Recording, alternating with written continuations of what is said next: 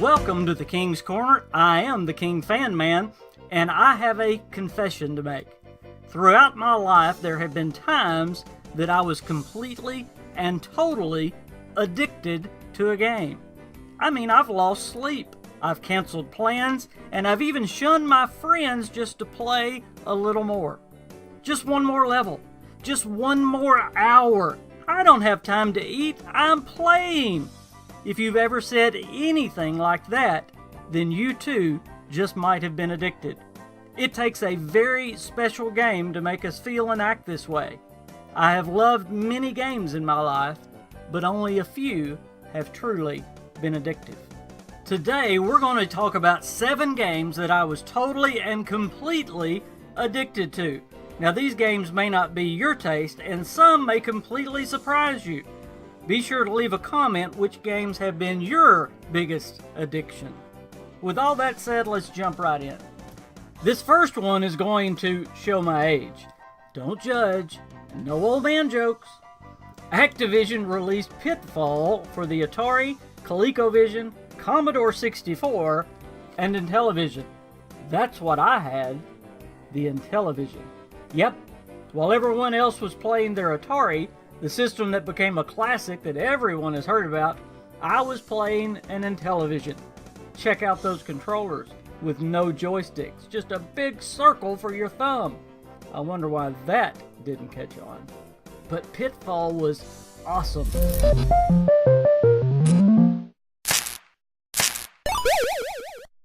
Just last night, I was lost in the jungle with Pitfall Harry, surrounded by giant scorpions and man-eating crocodiles. Well, Harry and I just grabbed the van, swung through the trees, and over the tar pits and found the jungle treasure.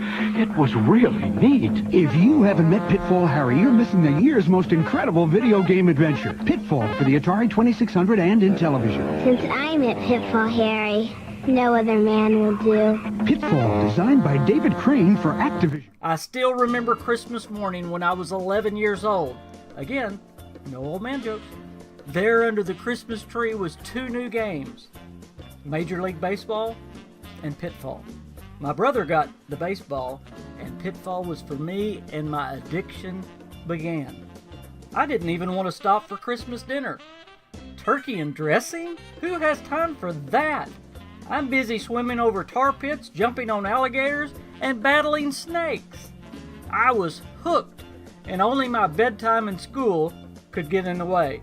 Don't parents and teachers know that games are more important than sleep in school? Just kidding, but sometimes it feels that way. For the next game, we skip ahead to 1995.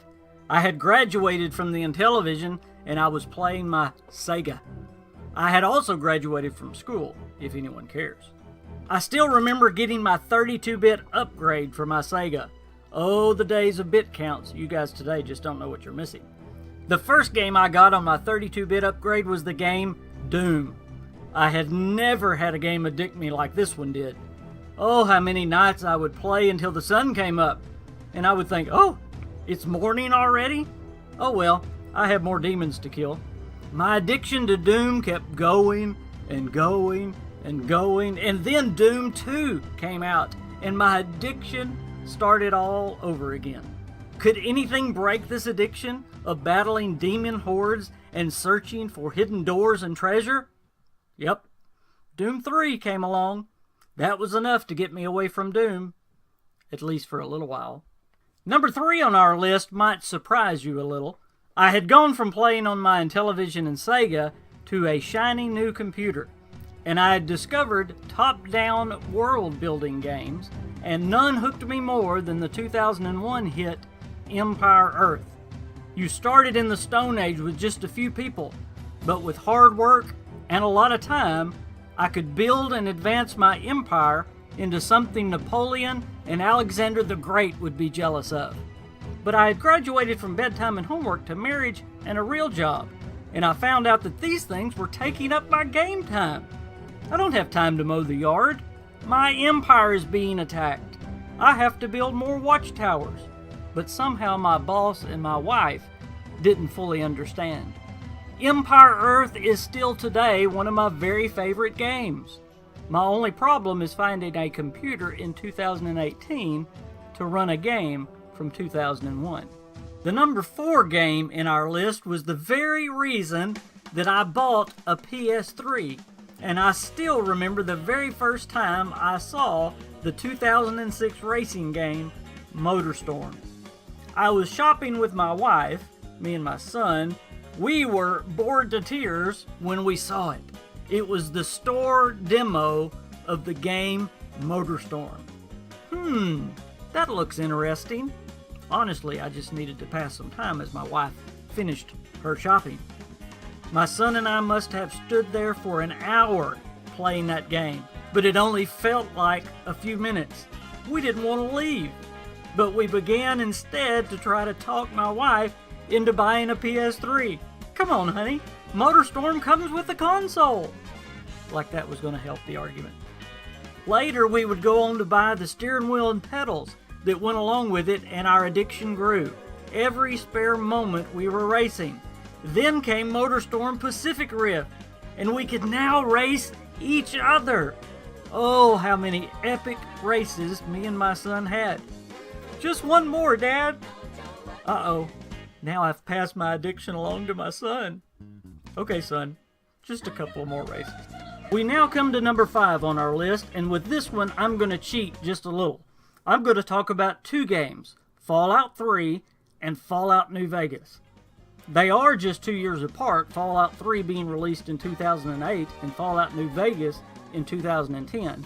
And even though they have different developers, they are very, very similar. Now, no fighting about which one is better. We love all Fallouts at this channel. I was actually slow to the party with Fallout 3. When I bought it, it was already a greatest hit with the PS3, and the Game of the Year edition had already come out from Bethesda. I knew nothing about Fallout or even Bethesda at this point in my life. Wow, how much I had missed. I remember being in total awe when I first left Vault 101 and entered the Capital Wasteland.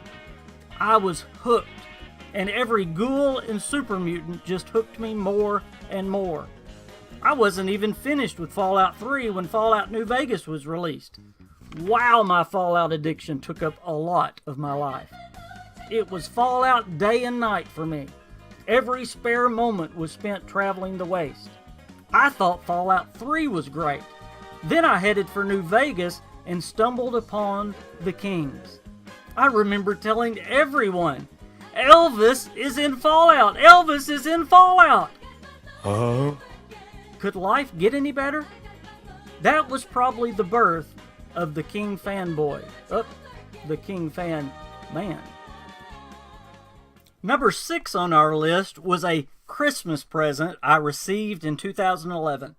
I had watched every commercial for the game Skyrim all fall and winter long.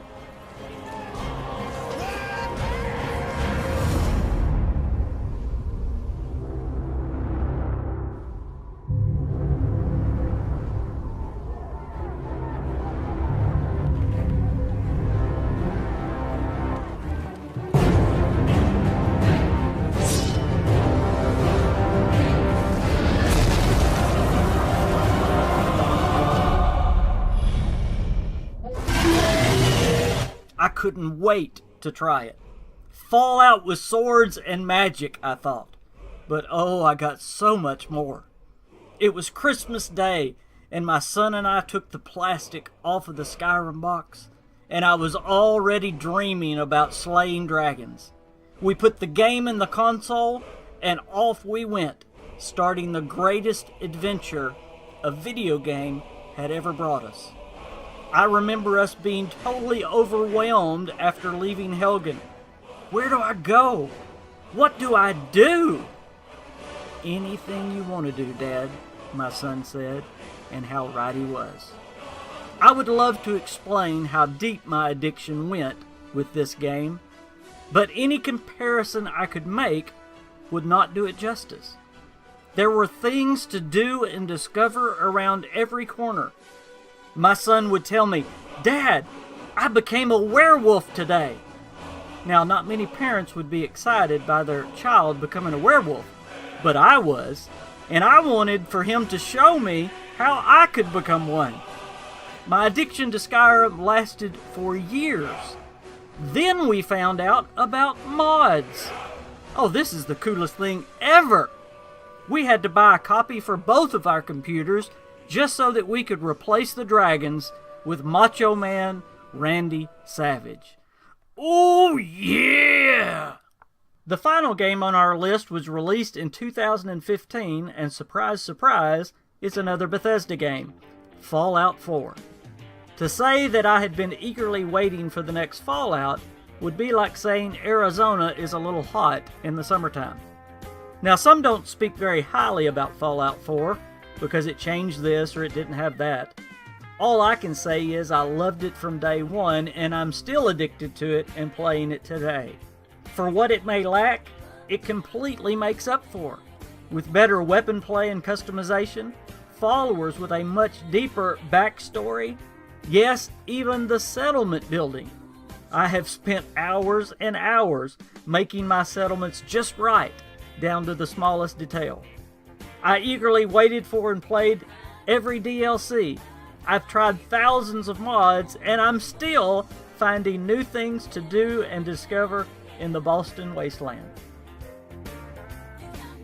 That completes our list of the 7 games that I've totally and completely been addicted to. Oh, but what a great addiction they were. And you know, I'm always waiting and longing for the next game to be so good, so engrossing, that I let the other things of life fade and my focus is on one more achievement, one more free moment to play my new addiction. I'm so very glad you shared these memories with me. Be sure and tell me in the comments what games you have been addicted to. If you enjoyed the video, hit that like button, and I always love and appreciate new subscribers. This is Pitfall, the smash hit video game by Activision that everybody wants for the Atari video computer system, with scorpions, tar pits, and rolling logs, with underground passages and cobra rattlers, with swamps, hungry crocodiles, and lots more. Don't miss Pitfall, the smash hit that everybody wants. Get it before they're all gone. Pitfall, designed by David Crane. Don't miss it. I am the KingFanMan. See you next time.